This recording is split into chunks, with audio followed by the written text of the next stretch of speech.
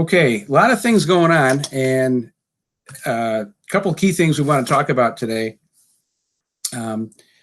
First, and these aren't specifically in order, but we want to talk about our remobilization efforts and what it's going to take to turn our wing back on and have us back doing things, not just virtually or on our own.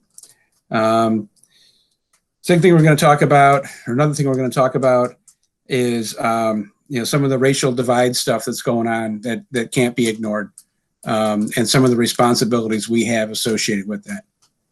Another thing we're going to talk about is training opportunities, making sure we're taking advantage of the time and offerings out there. We're going to talk about some of the CAP programs that are still going on, even though we're sidelined maybe for a little while from doing things in real time, or at least in person, to make sure that we're still aware of the importance of some of these things. We're going to be talking about some plans for the future, looking for your input on them. And we're going to be discussing some topics that just should be of general interest to everyone, that hopefully gets passed on to your squadrons. So one of my biggest fears in all of this, and this has been true since March, is that we are going to lose membership, because when this is finally, the veil of this is finally lifted, some people will have drifted away from our organization, not for any particular reason other than they just, haven't been engaged in CAP for 6 months or a year, and it is no longer part of their lifestyle. So I think it's vitally important that we stay connected with the people that we are serving. So I've been talking about, and please everyone mute, so makes it work a lot better. I've been talking to several squadrons that I visited, about maybe 10 or 11 so far, and I've been trying to enforce the fact that we need to reach out with our wingman program, and just phone calls or emails, just saying, hey, how you doing? How are things going? Your squadron is still here for you, and get engaged. And I think that's going to be vitally important to maintaining our membership strength once we're able to resume meetings as normal. And that may be a while, and you'll hear about that today, and you'll hear about why it may be a while, but we can't wait on connecting with these members. We have to connect with these folks so that they know that their CAP family is out there for them. And I would not say it's impossible for us to be recruiting during time as well. So if there are people interested in CAP, there's no reason we can't make them members if we follow all the procedures of vetting them, both cadet and senior members, while we're operating in a virtual state. So, all right. Well, let's. What I'm going to do is I'm going to talk about some of these items first, and then we're going to talk in detail about the remobilization. If people have questions, ask your questions. If you have it, probably somebody else has it as well. We're going to try and keep to our timetable here as much as possible. If there is a topic that I feel like it's going to be a long-winded topic that we need to spend a lot of quality time on, we may have to postpone that discussion to a separate meeting, which I'm happy to do. So, in the interest of everyone's time. So, all right. So the first thing I want to talk about, training opportunities. So the PD team, Lieutenant Colonel Hiles and Lieutenant Hiles, have been doing just an outstanding job working with people like Sergeant Matthews and others to create opportunities for SLS, CLC, TLC, and other training opportunities that have been put out there. And we've been trying to fill those up, and I think we've been pretty successful doing that. But let your membership know that these training opportunities are out there. This work is being done for them. And with the big PD tsunami coming, which it's going to be a good tsunami, but a tsunami nonetheless, of lots of changes come August, there is opportunities for folks to get in under the wire and maybe knock out some of their PD training. So continue to push up with your folks. I know that we've been trying to put people through. Lieutenant Colonel Hiles at the wing staff meeting this morning gave some really impressive numbers about people who have been graduated through our different courses over the last 2 months, and just great stuff. And the number of PD level awards earnings that are going to get tallied up in the wing this year. So make sure you're taking advantage of that and letting your membership know to take advantage of that. So, and the online meetings have been pretty easy. I participated in some of them. I've been an instructor in a couple of them. They're really easy to do. And I'd worried about the quality initially, but I think the quality was excellent. And I think a lot of learning occurred. So I would not consider that to be a deterrent of a reason not to attend an online learning. We are trying to do some activities still. There are some activities still in the books that are, maybe they'll happen, maybe they won't. Obviously, you all know that we're not doing our encampments, the flight encampments, things like that have been curtailed. The national conference has been curtailed. So a lot of these things will happen virtually, not all of them. Some are still on the books, but the reality of them probably happening is very low. One of the things that we had on our books was this idea of an aerospace conference, and we would like to convert that to a virtual activity, virtual event. And we're looking for people to step up and help plan this aerospace conference.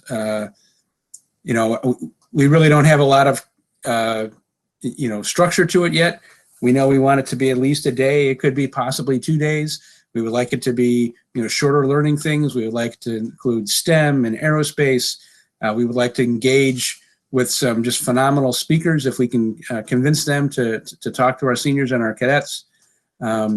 Just anything and everything tied to our aerospace program in STEM. So looking for ideas, looking for people that are interested in helping out. I think to put on a really good workshop or a conference, we're going to need a lot of muscle to make that happen. So if you're interested, please let me know. We've got an inspection coming up for the logistics. You may be tapped on to help out with that. We don't know who Cap USAF is going to tap yet to visit and to maybe see their supplies and their comms gear and their vehicles. We're waiting on that information, but you may get tapped on the shoulder to help with that. As far as being one of the units that the Air Force picks to go randomly inspect. So that's going to come up in July. So just FYI, if you get chosen, don't feel it's the worst thing. Feel lucky, I guess, so that the Cap USAF wants to come see you. We have an issue with cadet protection training deficiencies. There is a large number of people who either their cadet protection has expired, or they're new members, or they're cadets who have turned 18 or will be turning 18, and we have some deficiencies with training requirements that are not being met. While this is not an end of the world kind of thing, it is very important. And this is being tracked by our PD team, and these need to be addressed. And I think most, if not all, and maybe Colonel Hiles, you can back me up, these issues can be addressed either via conference or telephone call. Yes, sir. They can all be done virtually. Okay, so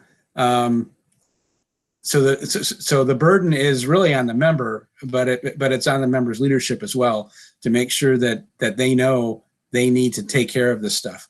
So this is going to become more critical when we start meeting back in person again, because then a lot of the training that we're doing is preventive, right? And it's done prior to the in-person training, like a person joining in a regular period. So if you don't know who the folks are, we can send you a list of the folks in your unit that need to close the gap on this. The final remediation of this might be someone going to a patron status or going to 000, and I really don't want to do that. Certainly don't want to dissuade anyone from being active with CAP, but our regulations don't go away. So it's important that we follow up on our cadet protection training. So if anyone needs more information on that, Colonel Hiles, can they contact you?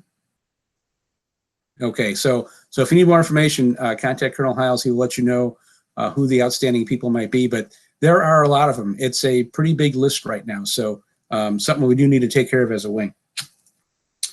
All right. Let's see, I think I've covered most of my topics. Ground school. We are trying to put together a ground school for Illinois Wing for private pilot ground school for both senior and cadet. We would like to run it virtually. I'm looking for ideas. I'm looking for people who might be interested in volunteering to teach a session or two. And I also need to get educated on what all that entails. So it's something I think that we can offer our members that would be interesting to them, would engage them, and our cadets would give them a leg up in the Cadets Wings program if they complete their ground school and pass their knowledge exam. That would certainly give them advantage for being selected for the Wings program. So if anyone's interested in helping out or helping to structure or run or organize a ground school, please let me know. There'll be information in the coming up in the newsletter as well. A couple other newsletter items. Last time we had put out a thing we were calling Salute to Our Graduates, right? So it's been a tough year for graduates. I've got 2 college graduates that didn't get any of the pomp and circumstance that they deserved. And while we tried to do it at home, it wasn't quite the same. But I know that there are a lot of our cadets and maybe some of our seniors who are graduates as well. And we want to put together a publication called Saluting Our Graduates in Illinois Wing. And there was a sheet in last month's newsletter with information on what we're looking for and a special email address on where to send the info. We checked yesterday and we have 6 people who have submitted information, which is awesome times 6. But I think there's probably, out of our 600 cadets and, 500 and some or 600 and some senior members, I bet there's a few more out there. So pass that on to your units that we would like to do that. We're going to extend the deadline on that for probably a few more days, and maybe even to the end of the month if people are sending stuff in still. And that'll be a separate publication we'll put out. But just a little recognition for our graduates. Just to give them a little more appreciation. So, and this is something I talked about in the staff meeting this morning.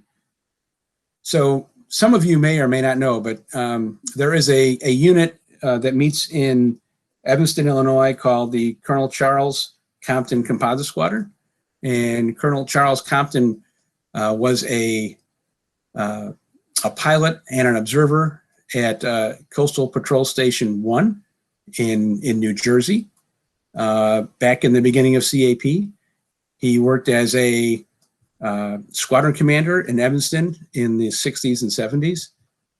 And today he lives in a retirement home in Evanston. This coming Friday is his 105th birthday, right? So I don't know a lot of people that are 105 years old. And Colonel Compton could not be a bigger supporter of Civil Air Patrol than anyone else I've ever met. So I know there are some plans to recognize him and to wish him happy birthday. And I know that Major Gillingham is working with that. I don't know if anything's been formalized, but watch for an email on that. There may be an opportunity to send a hello to Colonel Compton and wish him a happy birthday. Again, maybe something that, you can rally your cadets around or both your cadets and senior members around. Again, something to help stir some interest and esprit de corps within the unit. to help celebrate something that's real, like like a founder of our organization and a guy who's going to turn 105. So, all right. Okay, one other item I need to talk about. So I'm sure no one, doesn't know what's been going on in our country over the last 2, 3, 4 weeks, right? Ever since the, the issues, that happened with Mr. George Floyd up in Minneapolis, and just the outcry, from the circumstances of his death, has really ignited a lot of interest and certainly outrage across the country. As Civil Air Patrol members, we need to make sure that we recognize that we are seen as a governmental agency, right? Even though we're all civilians, even though it says Civil Air Patrol in our name tags, we are just citizens like anybody else, and we need to worry about our safety because sometimes we are mistook for being police or military. And I know there's some groups that are not looking very favorably on those groups right now. So just safety is an issue. The other thing we need to be concerned about is how we're perceived, both in our personal and our public CAP life. A lot of us are very proud of our CAP service. I know I am of mine, and but I have a personal side of my life as well. And regardless of what my opinions might be on racial divide and things like that, I need to make sure that I don't have any of my personal feelings bleed over into my CAP persona, especially when it comes to social media. So, and there's been a couple messages that General Smith has sent out on this, and there's unfortunately been a couple of pretty ugly circumstances that have occurred with CAP members who have really generated some really negative comments on social media. It is incredibly important for us to remain professional and to make sure that we always present Civil Air Patrol or our organization in a very good light. So I would ask you to think about what you write before you write it. And I would ask you to mention this to your members, that they do the same. I would recommend that the core values be used when thinking about, how to approach these situations. These problems didn't happen overnight. They're centuries old, and they're coming to light now, and they're being dealt with. So I think it's important, though, on how we view them and how we project our views and the views of Civil Air Patrol. So just think about what it is before you're going to write it, I guess, is the bottom message there. If you've got questions about things or you're not sure, happy to talk to you about it offline. But it is an issue that we need to face as an organization. And as you saw, if you've seen your email from yesterday from General Smith, I mean, it's being dealt with at the highest levels of our organization. So it's a very important thing. Okay, so I think that's most of the things I wanted to deal with. There's one other thing. There has been some issues with SUIs. So as we all know, none of us look forward to an SUI, right? However, the SUIs are important. They make sure that we're doing what we're supposed to be doing, and it helps the Air Force know that we are spending the dollars that the Air Force contributes, and we're following our regulations and just meeting our requirements and meeting our expectations with the Air Force. So it is important that we treat the SUIs with as much importance and as much respect as we would during a normal time. And there's been maybe some hesitance to do that. So there's nothing in an SUI that we can't do virtually or find a way to do virtually that prevents us from completing the SUI. So please work with the IG team. If there's questions, bring them up to your group commander, bring them up to me, and we'll figure them out.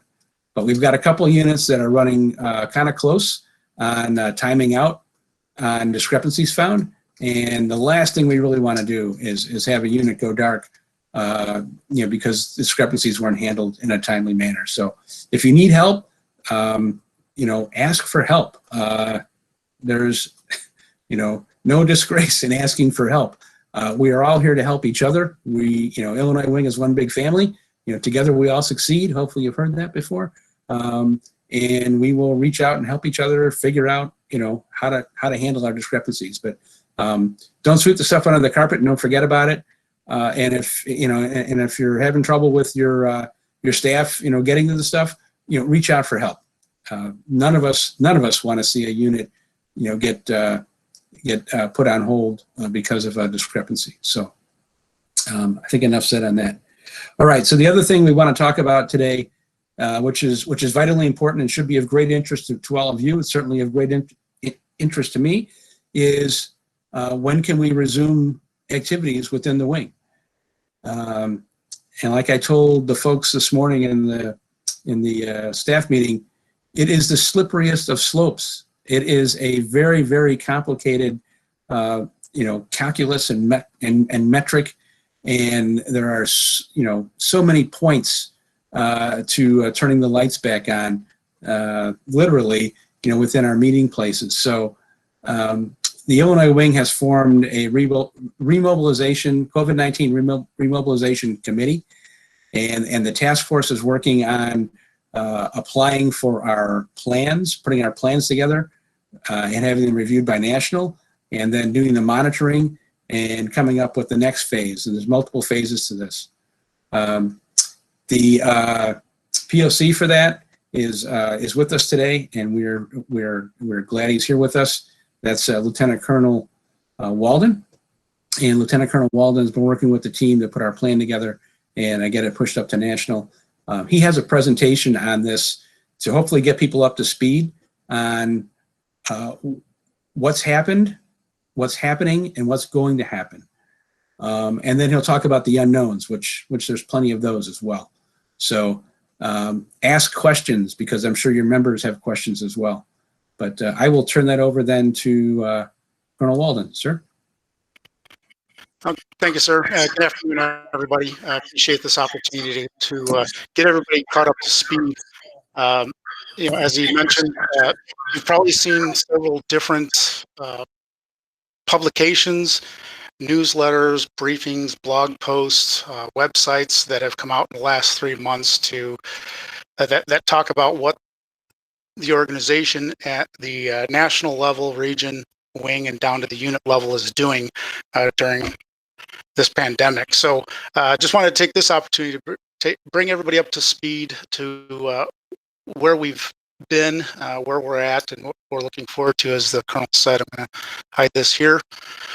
So this is what we're going to talk about, just a bulletized view of the plan and what it's going to take for us to get to phase one, resources that are going to be published to the Illinois Wing website here soon, clarify what activities will be allowed when we resume in-person meetings during phase one, and then some help we need from you at the unit level to help in our decision making and some of our mitigation factors. And as Colonel Dempsey mentioned, at the end we'll open it up for questions. Several members of the remobilization committee are on the call here with us this afternoon, and so if we put our heads together, we should be able to answer most of your questions. So this is just a really quick timeline for where things went.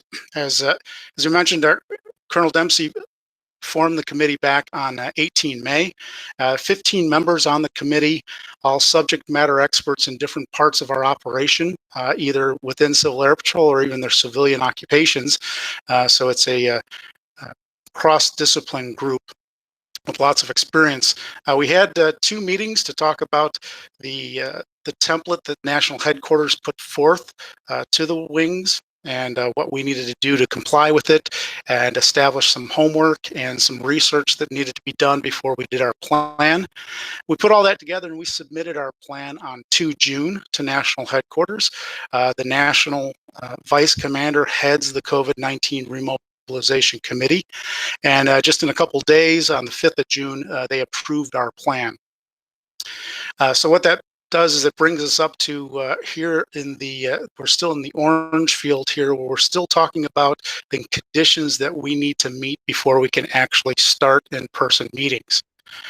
What we'll see soon, hopefully soon, is the committee is monitoring the public health statistics that are being published, and once we meet these different metrics, we will make a recommendation to the wing commander to resume operations and head over to phase 1. And at that point, we'll make an announcement and set a date right around the corner to do that. So we're hoping that is on the short horizon for us, and we'll talk about what it's going to take to get there.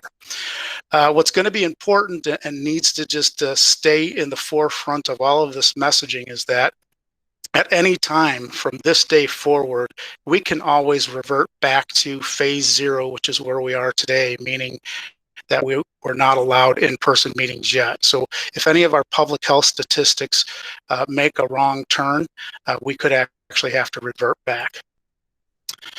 So the plan that we had to submit to national headquarters was voluminous, mostly because of some of the supporting documentation and visual aids that we had to produce to support our plan. But I think it breaks out into these 3 general categories for us.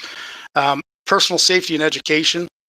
Our first task was to verify whether or not we have local health ordinances that are more constrictive or restrictive than the federal or state guidelines. As most of us in Illinois know, the state of Illinois had some higher expectations and different standards to meet than some others with their phased program.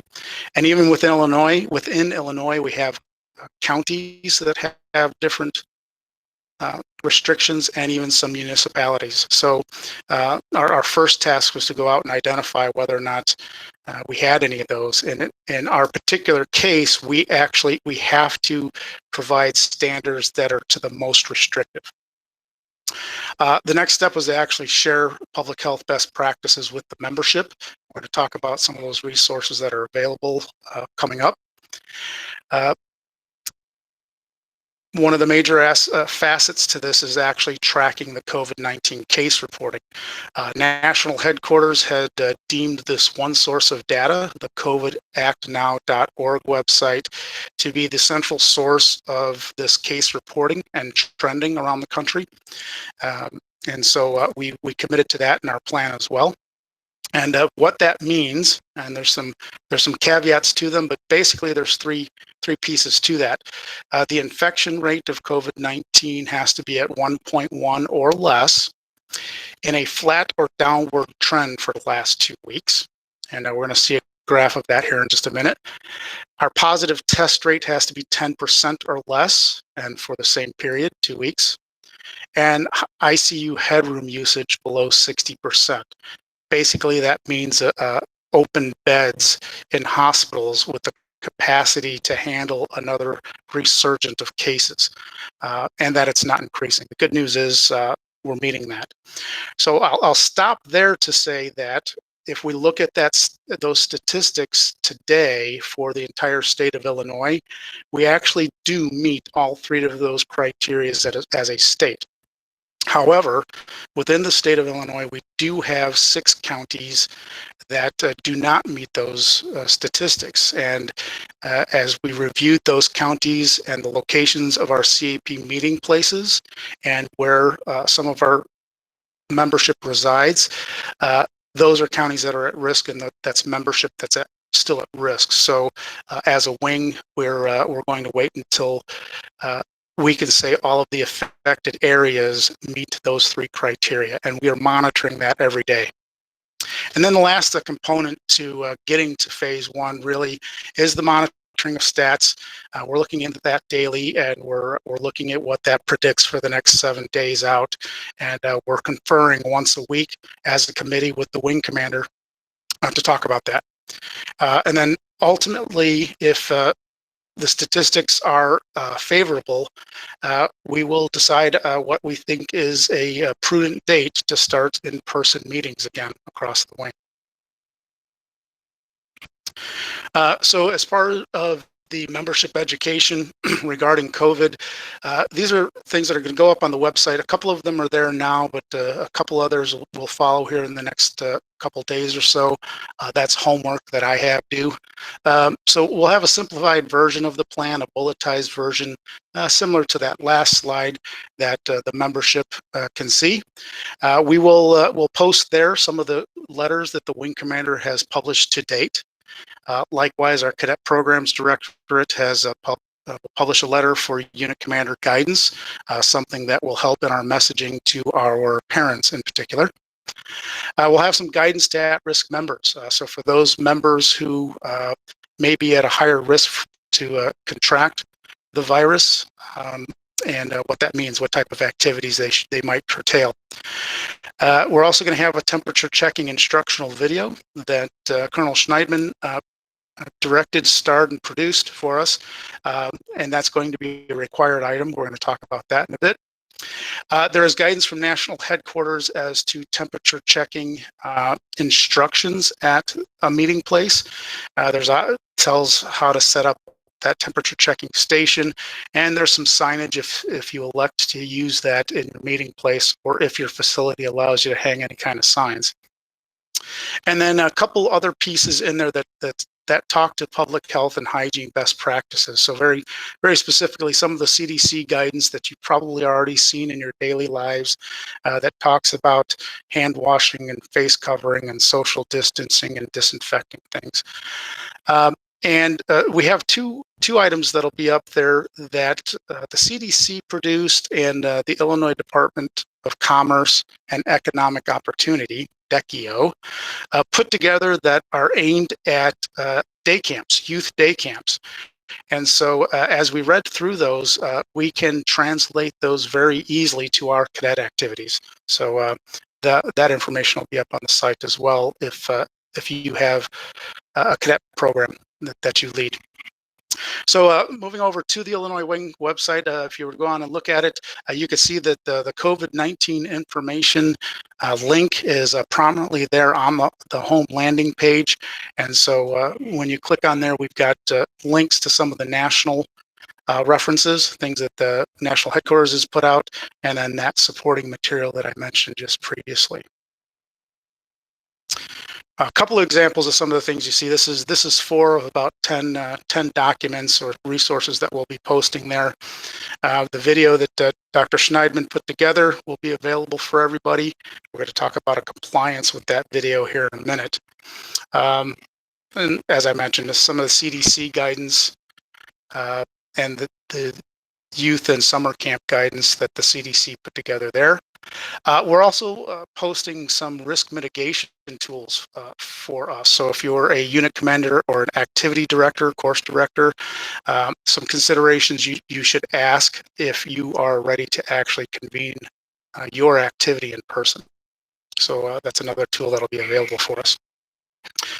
I just thought I would put this on the screen for everybody. In your professional lives, if you've already resumed going back to the office, you've probably seen a lot of these same themes from your corporation.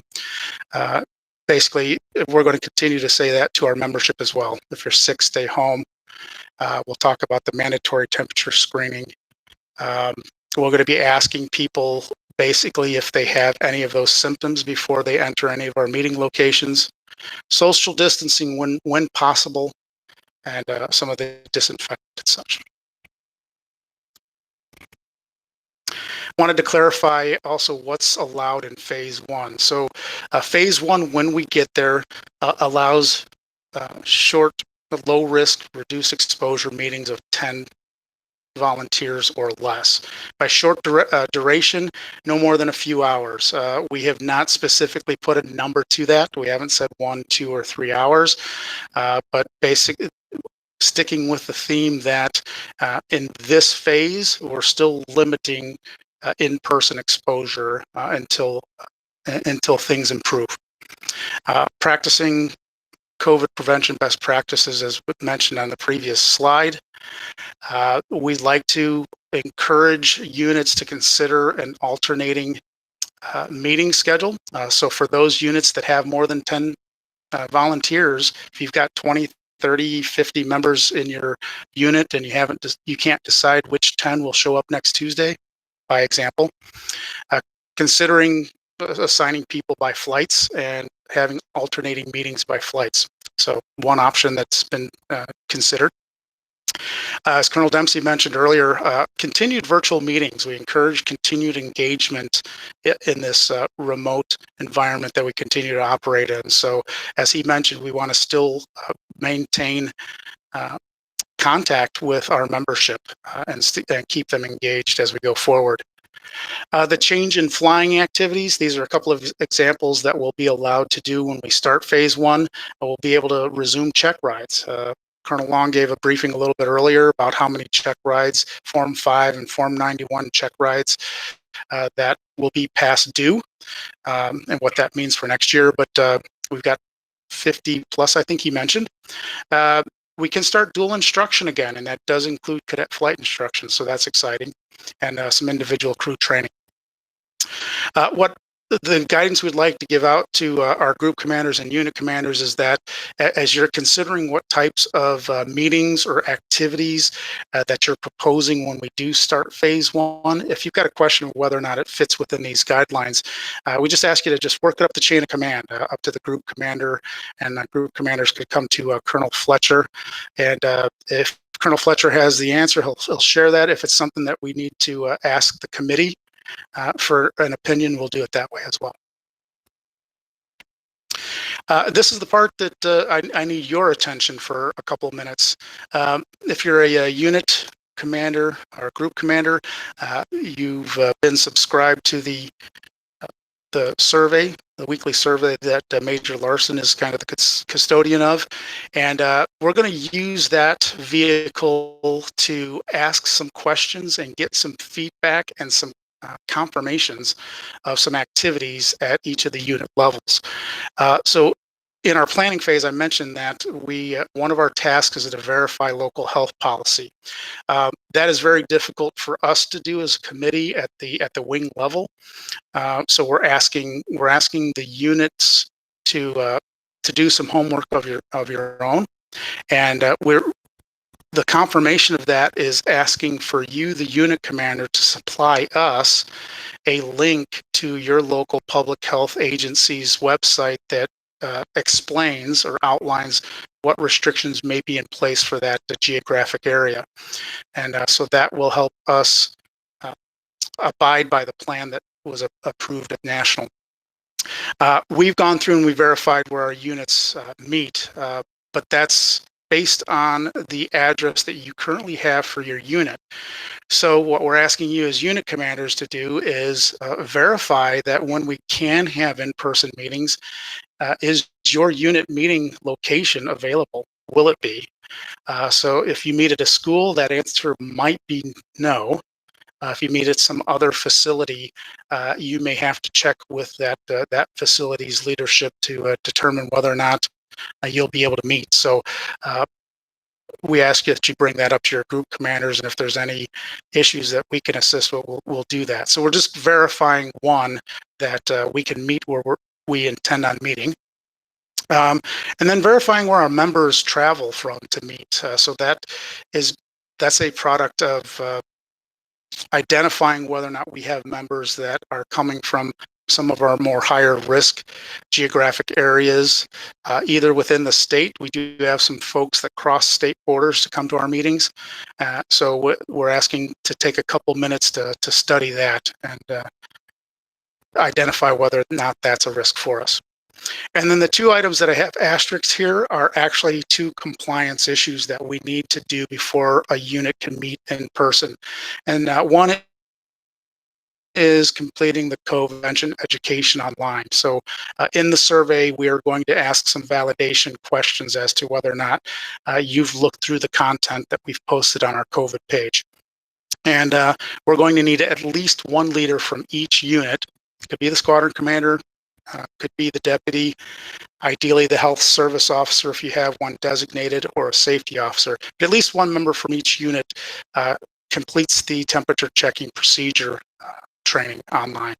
So again, we'll look forward to doing that, and we'll be monitoring that as we get closer to our green day to ensure that we don't have a unit that is meeting that isn't prepared and hasn't taken these precautions just yet.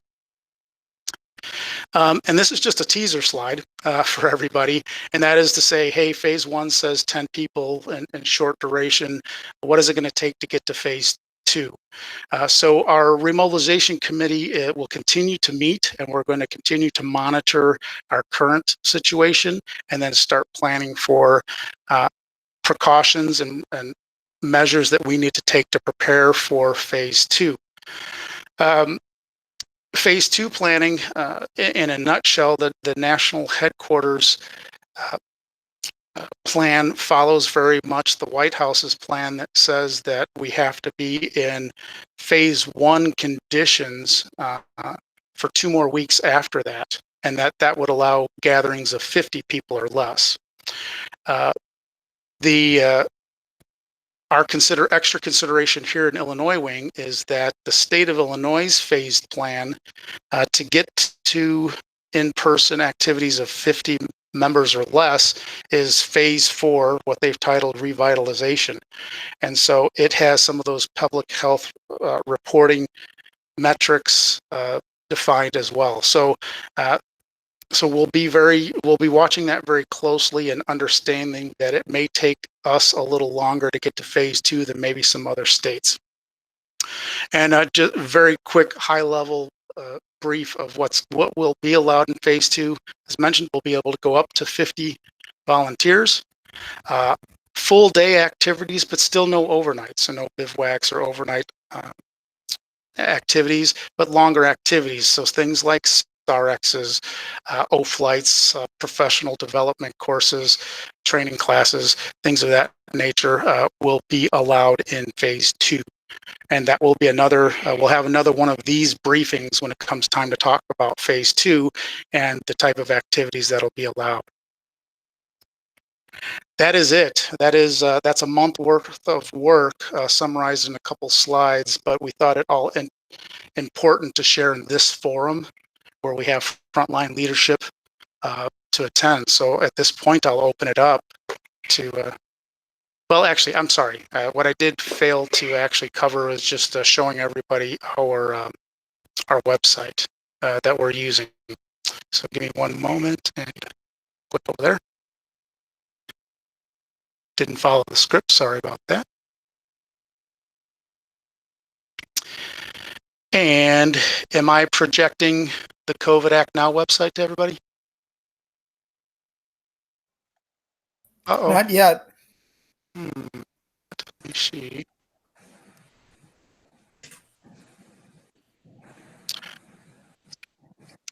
We're seeing the PowerPoint, if that helps. Yes. Now we're seeing you. Hi there.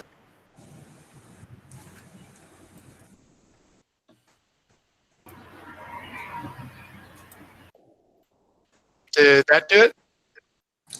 Nope. Nope, still see you. There we go. Imagine that.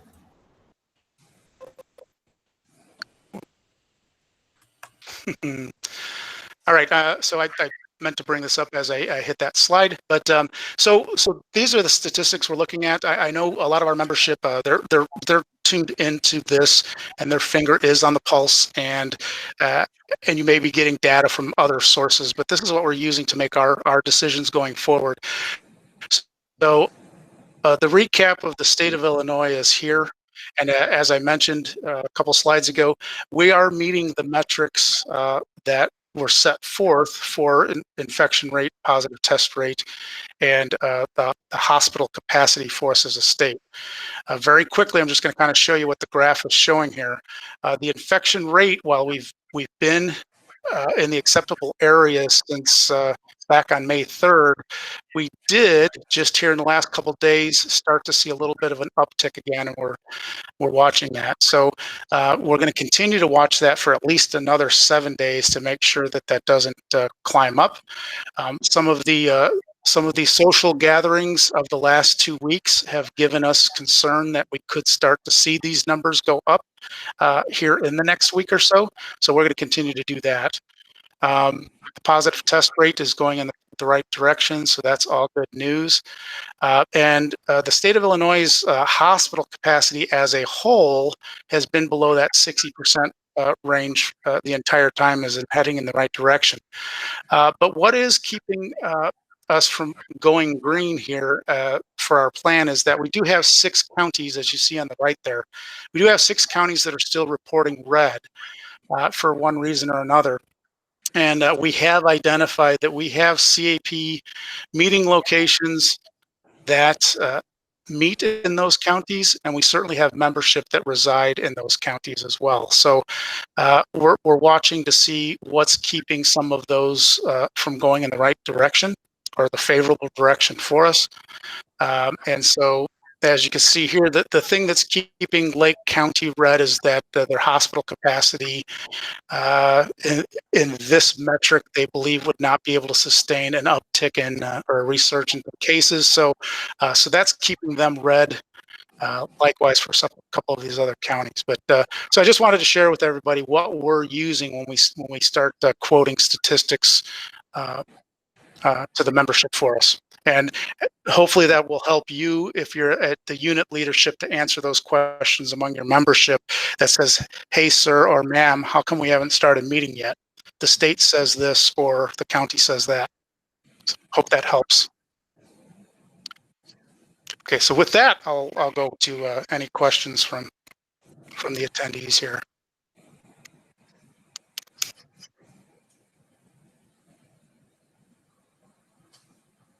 Hey, shy bunch, get out of here. There's 57 people on here. There's got to be one question.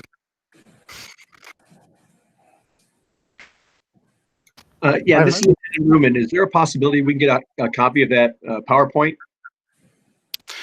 Yeah, I think we'll go ahead and post it to the Wing website after, along with some of that supporting documentation. Thank you.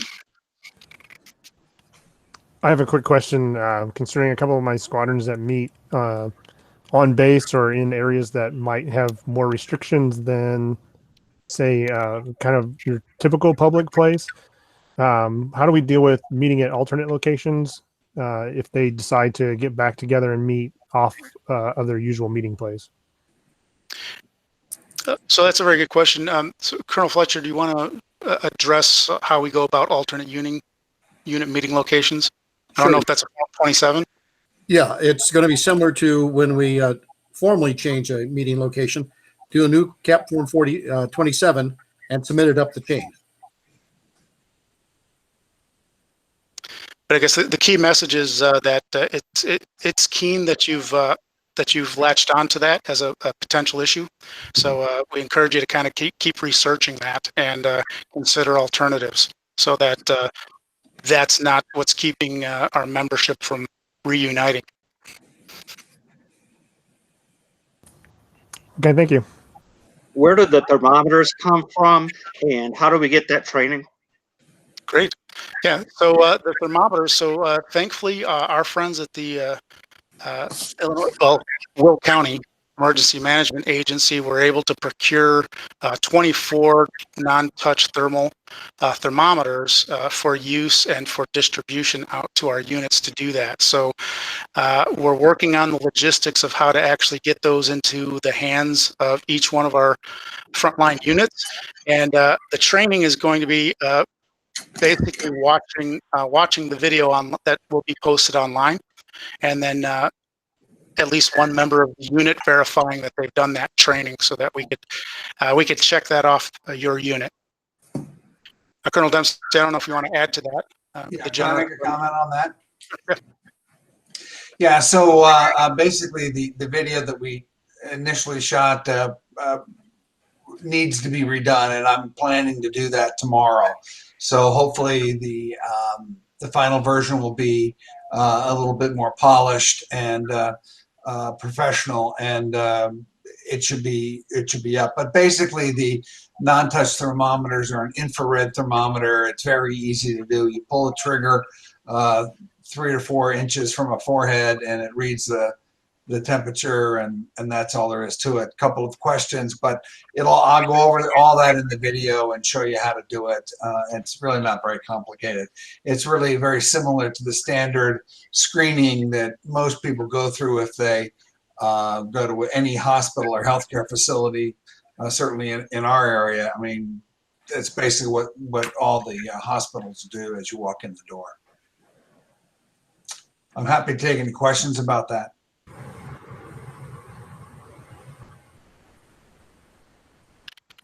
And then Colonel Fletcher, Colonel Dempsey, do you want to speak to the distribution, how we're getting the thermometers out to the units? Sure. Colonel Fletcher, you want to go ahead with that? Sure.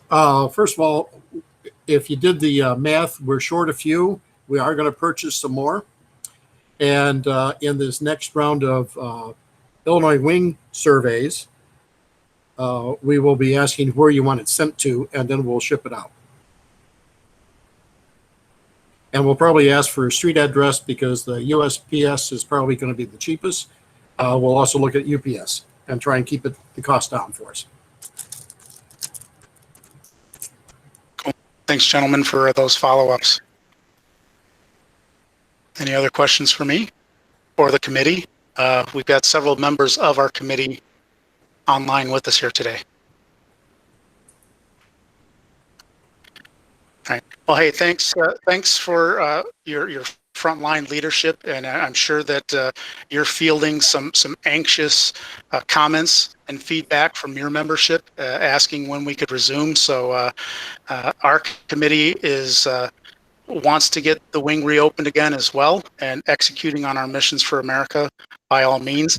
But every decision point that we have, the safety and welfare of our membership is the first consideration when we do that. So for all of our decisions, we are taking very cautious measures before we say we're ready to go. So if there's no other questions, I'll hand it back over. All right. Okay. Thank you, Colonel Walden, and all the work of the committee. Lots and lots of hours put into that so far. So, and our goal, like Colonel Walden said, is to get the lights back on at your units, but to make sure that that our chief concern in doing that is maintaining the health and wellness of our members and ultimately their families, right? Because we certainly don't want to do anything that might contribute to passing the virus. So this is kind of a waiting game. Things change on a daily basis. We check the metrics on a daily basis. Like Colonel Walden said, it could go backwards. There's been a lot of recent events that may spike some positive tests, and we might be seeing that in the next week or two. We don't know.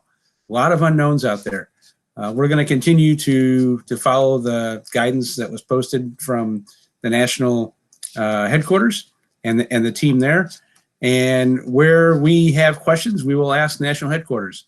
One of the things that was asked earlier today was, would it ever be possible to allow one portion of the state, one portion of the wing to operate while another portion didn't? The answer is yes. We are not going to, just take that idea off the board.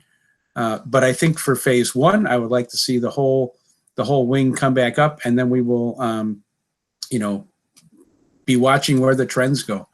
So, and I realize there are people that live in areas that have had, almost no COVID, outbreaks, and that it may seem unfair, but again, our goal is certainly not to penalize anyone that doesn't have it happening in their area.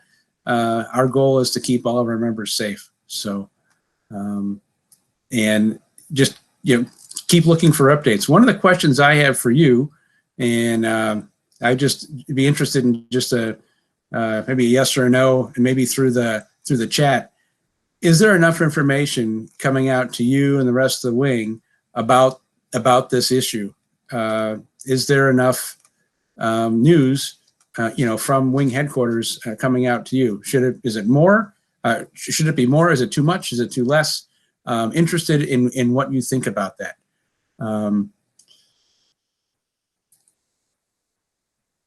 So, and I'll let Colonel Fletcher monitor those answers there.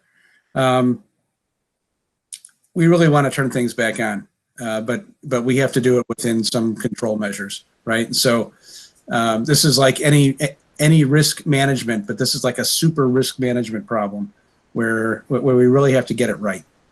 So, any questions, comments, thoughts? This is Colonel Nielsen. I got one for Colonel Walden on the reopening. I know my squadron is different because we have our own structure. Is there going to be guidance coming out for us on sanitation and cleaning the place up to get it ready like we would if we were renting a place or in a school? Because right now I'm just going by the local CDC or county guidelines.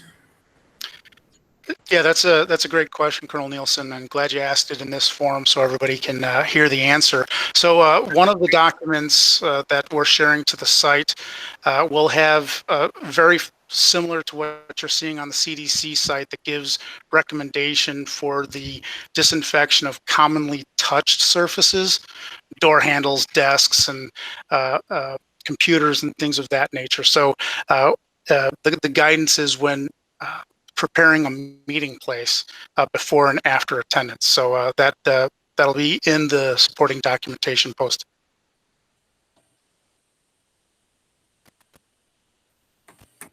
Thank you.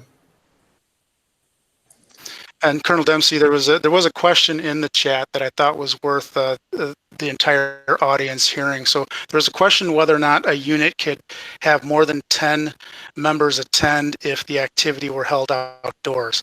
And that's a great question. And I know there are some state plans that are more lenient for outdoor activities than indoor activities. But unfortunately, our current the current standards put forth for the meetings of 10 members or less don't have provisions for indoor versus outdoor. So our answer for now is going to be phase one is still going to be 10 or less. Okay, great question, by the way. I know we're almost out of time, but let me just touch on some of the ES things and some of the, the disaster relief work we've been doing. I know many of your squadrons have contributed members to work at the different food banks that we're working at throughout the state. We are thrilled to be doing that work and helping our community and giving back. I don't recall the number off the top of my head how many thousands of meals we've provided for Illinois residents and Indiana residents, as we had members work in Indiana for a while as well. We want to keep doing that. We want to do it safely. We want to make sure we're following the guidelines for that. One of the things, if we're using CAP corporate vehicles, make sure we're sanitizing our vehicles.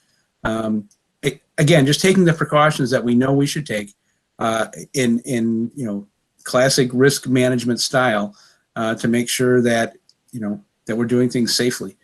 I know I haven't worked at any of the food pantries yet in Illinois, although I'm planning to do so. There are probably other opportunities for us throughout Illinois to help with food pantries and maybe things like that. As that information becomes available, or if you can seek out that information, we'd be happy to engage with them and provide help. Maybe it's 2 hours a week, maybe it's 2 hours a day. There are people out there from our wing team that have been working on a pretty regular basis. I would just see if Major Precop could maybe give us a 1 or 2 minute update on the engagement level she had and what she's been doing.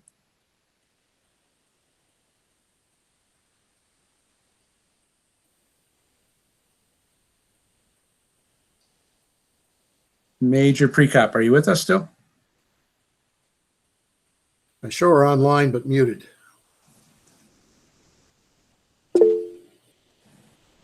Okay, maybe she dropped off. Anyone else online that has been engaged in some of the food pantry work that can give us maybe just a brief update of what you've been doing and what the involvement level of the Civil Air Patrol members have been? She was dropping off as you called on her. Okay. All right. Maybe one of the ICs. Any of our ICs? So, sir, I don't mind taking that. I had a week in the chair. So yeah, there's five pantries in Illinois that we're currently supporting and servicing.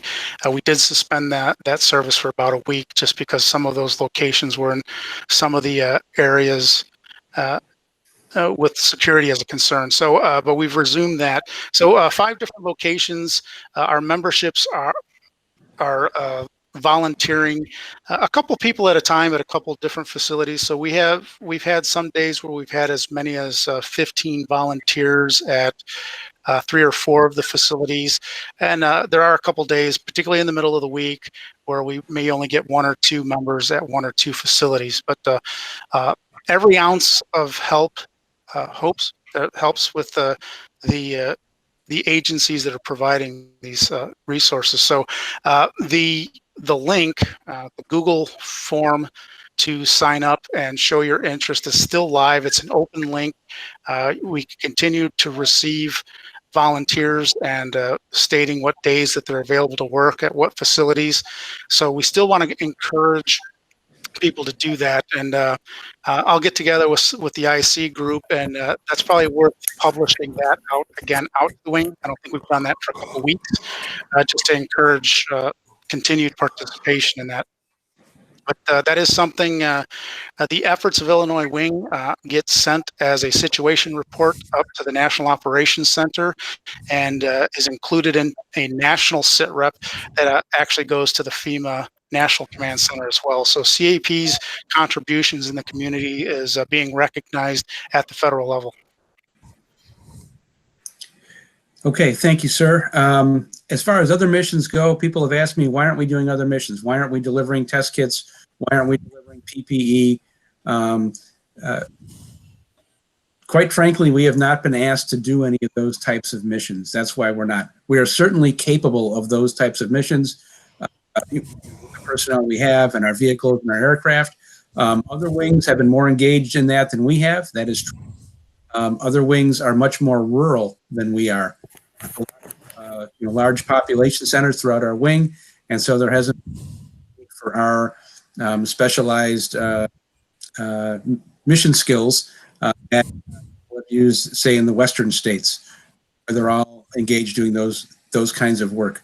Doesn't mean we're asked. We communicate with the National Guard and NAIMA on a regular basis, and they certainly. I would say to the point of probably, but I think as federal funding changes and as needs continue, they may reach out and say, Illinois Wing, we need your help now in this area, and we'll certainly work with them to try and fulfill those mission requirements. So, so just because we're not doing those things doesn't mean that there's any reason we can't. We just have not been asked to do them. So, all right. Well, I will go one more time. Any questions on any topic that anyone has? I'd be happy to try and field those questions. Have you seen any questions in the chat? I've not been following it too closely, Colonel Fletcher, that we need to deal with. The big one was the one that Ray handled, Colonel Walden did, and there haven't really been many since then. Okay. So anybody else, anything? Just, speak up.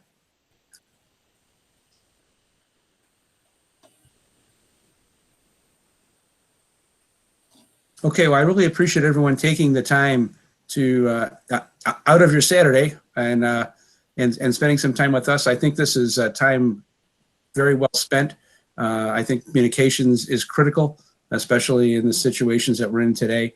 We will try and do more of these down the road and communicate as needed.